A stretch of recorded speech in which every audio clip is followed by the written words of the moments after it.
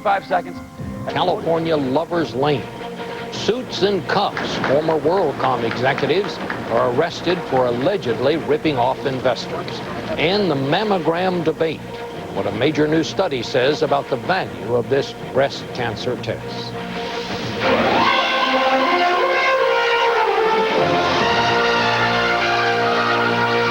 This is the CBS Evening News with Dan Rather.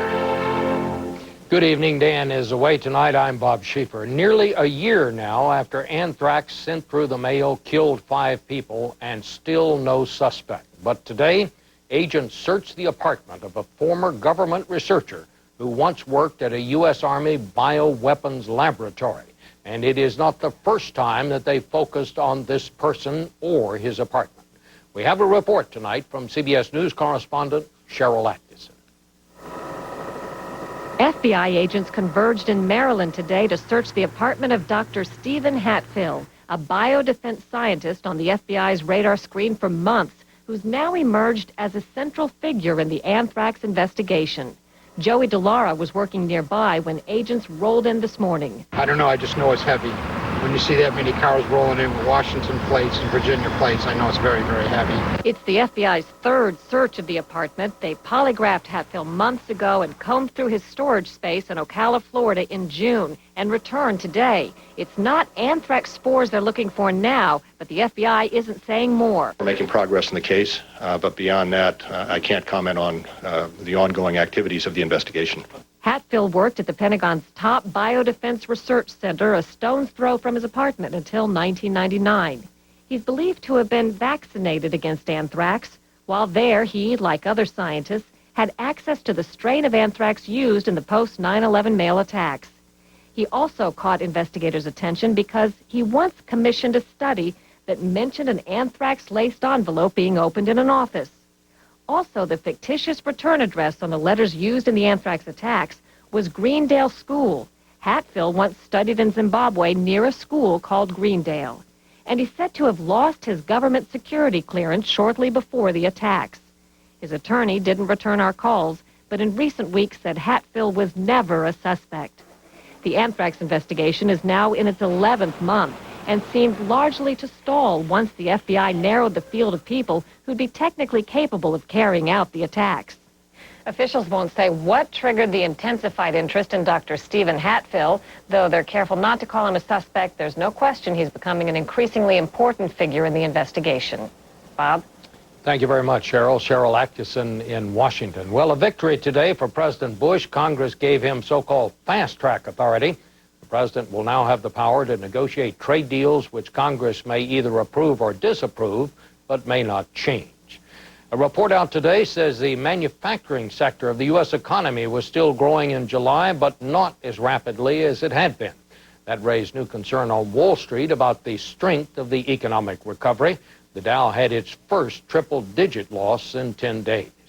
There were more arrests today in the corporate accounting scandal. Anthony Mason now with that story. In a ceremony of humiliation, the FBI marched 2 handcuffed former WorldCom executives to court today. Former Chief Financial Officer Scott Sullivan and former Controller David Myers, together charged with trying to hide nearly $4 billion in expenses. The defendants orchestrated a scheme to defraud the investing public by convincing them that WorldCom was meeting stock analysts' expectations. In fact, the now bankrupt telecom giant was losing money. Conspicuously absent from today's indictment parade was former CEO Bernie Ebbers, who took the fifth at Senate hearings last month. Even though I do not believe I have anything to hide. But the feds could be pressuring Sullivan to get at Ebbers, says white-collar crime expert John Coffey. So it would be true to the usual game that they expect Mr. Sullivan to flip and cooperate against Mr. Ebbers. Asked whether the WorldCom case was now closed, Attorney General John Ashcroft issued a sharp no. Ashcroft took center stage today to send a message. Corrupt corporate executives are no better than common thieves when they betray their employees and steal from their investors. The arrests come just 2 weeks before the CEOs of America's biggest companies must personally sign off on their corporate numbers. Coffey believes it's no coincidence. All of those people will be certifying in 2 weeks, knowing that Scott Sullivan, the chief financial officer of WorldCom, faces a decade or more in prison for doing what they're asked to certify that they are not doing. Sullivan was released today on $10 million bail. Now, what about Enron? Investigators were asked. Reports are former Enron CFO Andrew Fastow could be up next. Bob? Thank you, Anthony. Anthony Mason, of course. President Bush said today he is furious over the bombing at an Israeli college yesterday. 5 of the 7 people killed yesterday were Americans. The president said he believes peace is still possible, but he said tighter security must come first now. And few on the stricken campus would disagree with that, as we hear from Richard Roth. With flames of remembrance and flowers and consoling hugs, students drifted back to the campus cafeteria, closed and in ruins. America's ambassador to Israel, once a student here himself, called the bombing at this university a new depth of depravity. And the death of 5 U.S. citizens by an act of Palestinian terrorists, he said, deepens what he called America's shared grief with Israel. Today, we share that grief in even more poignant terms. Foreign students here who hadn't felt a stake in Mideast conflict felt differently today. It hadn't really sunk in yesterday exactly what happened. It was all kind of surreal. It's just kind of sinking in today as I see my friends. And I always looked at the university as a sanctuary. And I guess, you know, it was my mistake. I guess it was just an illusion that I created so that, you know, I'd have at least one place that's safe. The fear now, said one student, is that the situation won't improve, a fear shared by much of the country as the government issued a new security alert. It's mostly part of the predictable in a place where heightened security is as routine as a reflex. But the fact is, the government's now given Israelis something new to worry about. Court papers filed today against the man Israel says was behind the deadly March bombing of a Passover dinner accuse Hamas of plotting a chemical attack by adding cyanide to its arsenal of bombs and bullets. The main motive is to produce more fear. Fear in the population, fear in the security forces which deal with these cases. At Israel's airport tonight, bodies of 2 of the Americans killed here began their journey home, sent off in a ceremony of tears and tribute. Israel's promising their deaths won't go unpunished. Richard Roth, CBS News, Jerusalem.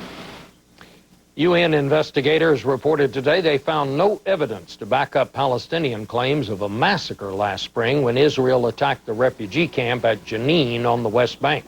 Jenin saw the fiercest fighting of an Israeli army operation aimed at rooting out Palestinian suicide bombers. The UN report criticizes both sides for putting civilians at risk. In California, a happy ending to the latest kidnapping drama. Police rescued 2 teenagers just hours after they were abducted at gunpoint and taken away in a hijacked car. Correspondent Jerry Bowen now with that story. 16-year-old Tamara Brooks and 17-year-old Jacqueline Maris were able to walk with their rescuers away from the barren foothills where their kidnap odyssey ended, visibly shaken after being abducted at gunpoint by a felon on the run, a felon who refused to surrender. The good news is the girls have been found, they've been safe. Found with their kidnapper, 38-year-old Roy Dean Ratliff, wanted on rape charges since last October. He was killed in a police shootout. They spotted the vehicle, attempted to stop it. It did not stop. They went in pursuit, short pursuit. It crashed. No serious injuries, as I understand it. He fled, leaving the 2 kids there, and they secured the kids and then went after the suspect, and the shooting occurred. The drama began at this remote hilltop retreat near the town of Lancaster. The kidnapper surprising Brooks and her friend Joshua Brown as they sat in his Ford Bronco. He was just suddenly at my window. And then he bound the 18-year-old with duct tape. He told me he was going to kill me, but he didn't want to. He actually just wanted to tie me up. He just wanted the truck. And then Jacqueline Maris and her boyfriend drove up, and she was taken. The kidnapping triggering California's new statewide Amber Alert system, radio stations and highway message boards broadcasting the license plate of the stolen Bronco. Officials say the system helped. We had them spotted twice. Ratliff was also wanted for a carjacking 2 weeks ago in Las Vegas, a car he abandoned at this morning's kidnap scene. I can't wait to see her. I love her so much. The girl's safe release prompted a tearful celebration where Jacqueline Maris's father joked that she'll be on an electronic leash from now on. Yeah, we're going to have a little load jack for her. All right. About a 5-mile radius and be in by 8. And safe at home. Jerry Bowen, CBS News, Los Angeles. And this is the CBS Evening News for Thursday. Up next, what a major new study says about the value of mammograms in the battle against breast cancer.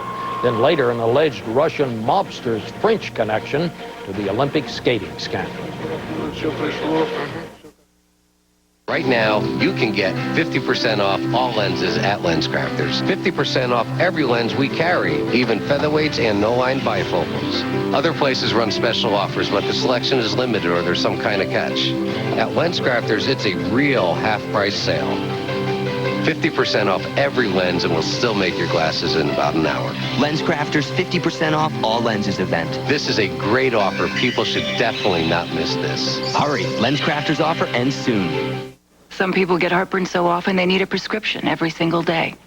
What about the rest of us? For occasional heartburn, try Pepcid first. Pepcid AC stops heartburn before it starts, Pepcid Complete after it starts. No prescription required. Pepcid, just one, and heartburn's done. Ever wonder what's in a bottomless bucket of crab? Well, maybe a whole lot more than you thought. Red Lobster's bottomless bucket of crab. It's all the hot, steamy snow crab legs you can eat, and it ends August 4th. I'm doing it on my way to work. At work. I'm doing it while I get ready. Today, over 4 million people have done Crest White Strips. These thin, flexible strips make it easy to whiten your teeth almost anytime, anywhere. In just 2 weeks, you'll get a noticeably wider smile that lasts at least 6 months. I'm doing it right now. Crest White Strips. Reveal your whiter smile. Guaranteed.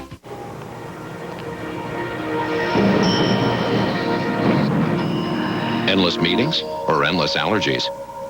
When seasonal allergies make you miserable, Allegra can help. Only Allegra has fexofenadine, so unlike many other antihistamines, it won't make you drowsy. And Allegra gives you 24-hour relief. For people 12 and older, side effects are low and may include headache, cold, or back pain. Talk to your doctor about Allegra. We can't make you work better, but we can make you feel better at work. Non-drowsy Allegra. Real relief for real living. Do dogs have a sense of humor? Why does she sleep in the sink? Does he look like me? Can he outrun my neighbor's schnauzer? I hate fleas. What's the best flea protection? Now that I can answer. Frontline Plus. It's the longest lasting, complete flea protection you can get. It not only kills fleas quickly, it also kills their eggs and larvae. It's the best. Ask your veterinarian about Frontline Plus. For dogs and cats, Frontline is the veterinarian's #1 choice for flea and tick control. Are Great Danes Danish? There has been a lot of controversy and confusion lately about the value of mammograms, but the most comprehensive study yet now says they are a valuable screening tool for breast cancer. Researchers found that women who get mammograms on a regular basis have a greatly reduced risk of dying of breast cancer. Elizabeth Callahan has our report.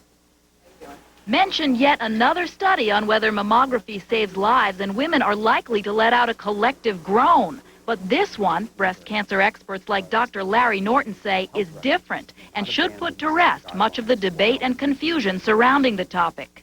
This is new information, and it confirms the value of mammography. Instead of conducting a controlled trial with selected subjects, researchers in Sweden analyzed the impact of mammography in the population at large. They looked at women in 7 counties, a third of Sweden's population, and found that after screening programs began in 1978, the death rate from breast cancer dropped 44%. Now we're seeing something very special. We're seeing that if we apply that mammography in the real world, in a whole country, with a third of the population of the country participating, that the death rates from breast cancer drop precipitously. That contradicts a recent controversial Danish study, which analyzed old data and found no reduction in breast cancer deaths. It confused a lot of Dr. Paul Tarter's patients.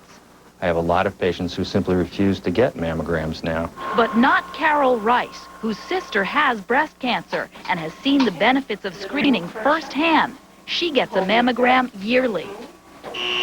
My sister has a very good prognosis. I think she's going to be just fine. And part of that is because she had a regular checkup.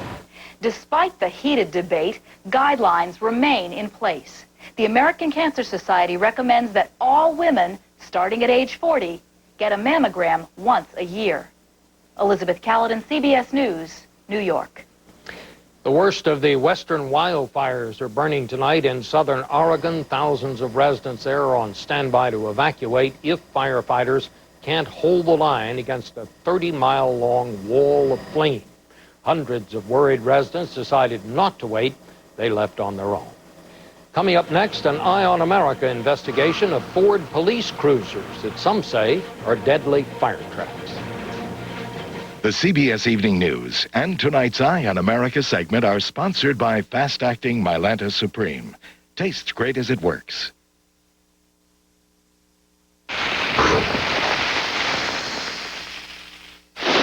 Tough heartburn? Try Extra Strength Mylanta. Nothing's faster or more soothing than Extra Strength Mylanta, the liquidator.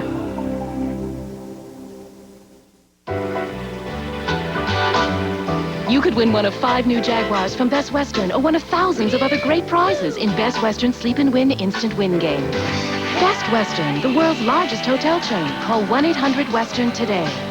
I'm the bus lady. Some mornings I was so constipated I could hardly drive. Till I tried X-Lax Milk of Magnesia. Stimulant-free. Guaranteed relief by 8 a.m. Good morning. X-Lax Milk of Magnesia with the X-Lax Good Morning Guarantee. Pookie, I think we should see other people.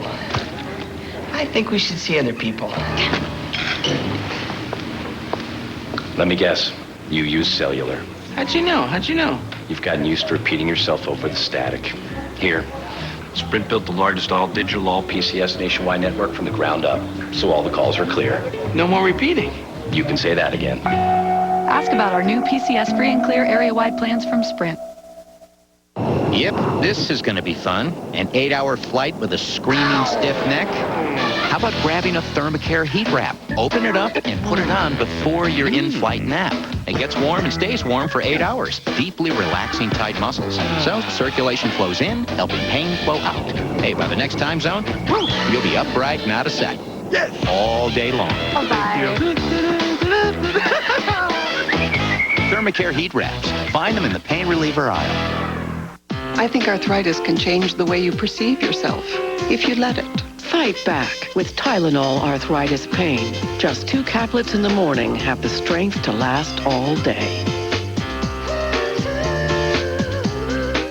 I'd like someone to explain why carrying a 5-pound baby means I'm now 30 pounds heavier. Putting on socks has become an aerobic activity for me. Well, there's only one thing to do. Wear dark colors. Instead of a bus, I can look like a minivan. But when you wash them, they can end up with clumps of powder on them. Finally, there's a powder detergent that won't leave all that residue.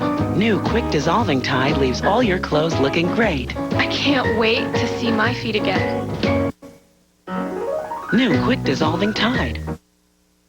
Kevin's been job hunting for 8 months, and he's not alone. The president says the economy's coming back. So where are the new jobs? Tomorrow on the CBS Evening News with Dan Rather. A long-running auto safety debate may finally be headed for resolution in court. Class action suits, the latest filed this week, accuse the Ford Motor Company of ignoring fuel tank design flaws in the Crown Victoria. Flaws that allegedly led to deadly fires in a car used by police all over the country. Bill Whitaker investigated for tonight's Eye on America. In the last 20 years, a dozen police officers around the U.S. have died in fiery rear-end collisions of Ford Crown Victorias. Now, a flurry of individual lawsuits and 4 class action suits claim fuel tank design problems make the Crown Victoria especially prone to burn in high-speed rear-end crashes. Last month, the 4th patrol car fire in Arizona in 3 years took the life of Officer Robert Nielsen. Phoenix officer Jason Schechterly might have walked away from his 100-mile-per-hour rear-end collision with just 2 cracked ribs, but for the resulting fire, which left him with 4th-degree burns. 12 police officers are dead. I look the way I do. They know that there's a problem. All of us would have walked away except for the fires. Jake Jacobson is president of the Phoenix Police Association. Do you consider this design dangerous? Absolutely. Crown Victorias make up 85% of the nation's police fleet. The bulked-up version, the Police Interceptor, like the civilian Crown Vic, is a slightly modified, decades-old design. This tank is behind the rear axle. Exactly. where critics say it's more apt to be crushed or punctured in rear-end accidents. So the whole thing crushes all the way to the rear windshield. Glenn McGovern is attorney for a state trooper who died in a Louisiana crash. You've got an inferno. It's not an interceptor, it's an incinerator. The one thing both sides agree, police work is dangerous, routinely exposing officers stopped on busy highways to accidents like this. But plaintiffs claim Ford aggressively markets the car to police, knowing the nature of their work, yet failing to warn of fire risk if rear-ended at highway speeds. Ford wouldn't speak on camera, but in a written statement said the Interceptor is safe, and Ford is unaware of technologies that can prevent fires in 70 to more than 100-mile-per-hour crashes. Ford further claims the Crown Victoria passes federal 30-mile-per-hour crash test and Ford's more stringent 50-mile-per-hour test, but refuses to substantiate the latter claim with documents or video. After initially resisting, Ford did hand over one tape, a reenactment of a 1998 crash. In this 71-mile-per-hour reenactment, there was no fire. Yet in the actual 66-mile-per-hour accident, Tucson officer Juan Cruz burned to death as his partner watched. Though incidents are rare, the Crown Victoria is more likely to catch fire when hit from behind than any other car, according to federal statistics. In a recent tape deposition obtained by CBS News, Ford's chief design analyst was asked about those numbers. If you look at the rate of fatalities in rear-end collisions, the Crown Victoria is among the worst. True? Ford's Brian Garrity replied, "The data would show that, yes." But later in the deposition, Mr. Garrity insisted those numbers aren't valid, and Ford maintains there is, quote, no statistically significant difference in the fire rates between the Crown Victoria and other cars. Cold comfort for Crown Vic owners, say consumer advocates. Since 1999, the number of fire deaths each year has steadily increased, and we reached the situation that we need a recall. Arizona is pushing Ford to make the car safer. Florida and Arizona refuse to buy any more until the problem is fixed. As for Jason Schechterly, he worries. As we're sitting here talking, there's probably at least 1,000 Crown Victorias sitting at traffic lights right now around this country with officers just doing their job. And wondering about the fire next time. In Phoenix, this is Bill Whitaker for Eye on America. At a shopping center in suburban Atlanta today, a new 18-ton billboard collapsed without warning and killed 3 construction workers. A 4th worker was rescued from the debris. The cause of the billboard collapse is under investigation. You are watching the CBS Evening News. Up next, caught on tape. How this Russian allegedly schemed to ice the competition in Olympic skating. You're skipping over some of your favorite stuff. I get more gas than I used to. Did you ever try Beano? No. Has this natural enzyme that helps prevent gas. So I can eat. Yes, ma'am. I'm going to start over. Prevent gas with Beano. You could win one of 5 new Jaguars from Best Western or one of thousands of other great prizes in Best Western Sleep and Win Instant Win Game. Best Western, the world's largest hotel chain. Call 1-800-WESTERN today. If you've had a heart attack or a stroke, the last thing you need is another one sneaking up on you. After all, you've got better things to do. I know. In my case, I had a heart attack. Then I heard about Plavix, and so I asked my doctor. He told me Plavix is a prescription pill that can help protect you from a heart attack or stroke if you've recently had one, or if you have poor circulation in the legs causing pain. Plavix is proven to help keep blood platelets from sticking together and forming clots, which helps keep your blood flowing. This can help protect you from another heart attack or stroke. If you have a medical condition that is causing bleeding, such as a stomach ulcer, you should not use Plavix. Side effects include itching, rash, diarrhea, and bruising. Additional rare but serious side effects could occur. Ask your doctor. Taking Plavix once a day helps protect me. Find out if Plavix can help protect you from another heart attack or stroke.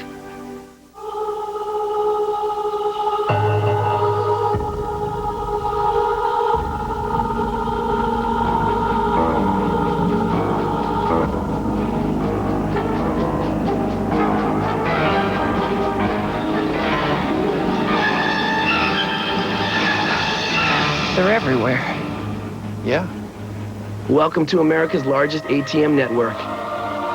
Open a free checking account with direct deposit. Diabetes. It's no joke at all. And Louisiana one night, paramedics came sticking me, to test my blood sugar. So I got to be punching my fingers, and this is all I got. These 10 here, this is it. I'm leaving the pain behind me. New One Touch Ultra requires less blood, so you can test on your arm where it's less painful. Introducing the One Touch Ultra. I've been waiting for this for 10 years. Your weekend plans may need to be adjusted. A major freeway shutting down this weekend. We'll show you where and why at 6 o'clock.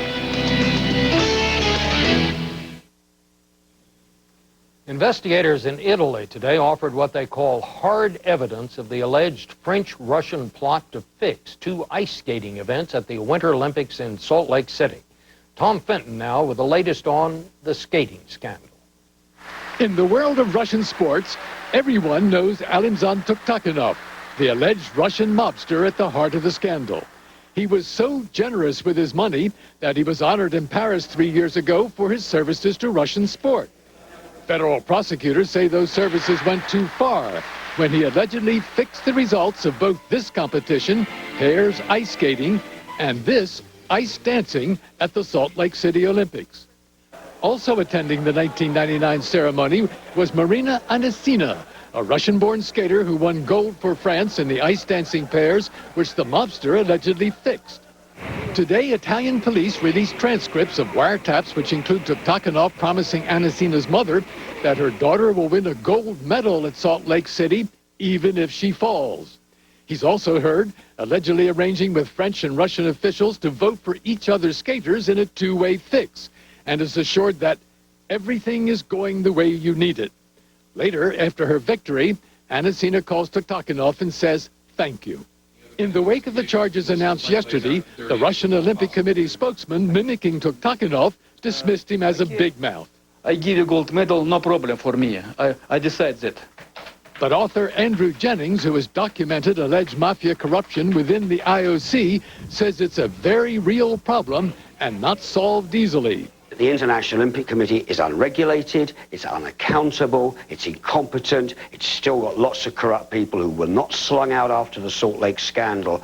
And so they're wide open with all their rich fat for the mob to come in. Tuktakinov, who is now living in Italy, is expected to fight extradition. Tom Fenton, CBS News, London. And finally, where do they put bamboo shoots on a birthday cake? Well, at a birthday party for the Washington Zoo's pandas, of course. Mei Zing, the lady panda, is 4. Tian, the guy, is 5. The guests today ate the cake. Mei Zing got a block of ice later. Tian napped, which, of course, is not the worst way to spend a birthday. And that's the news for Dan Rather. This is Bob Schieffer, CBS News in New York. For news 24 hours a day, go to cbsnews.com. AOL keyword CBS News.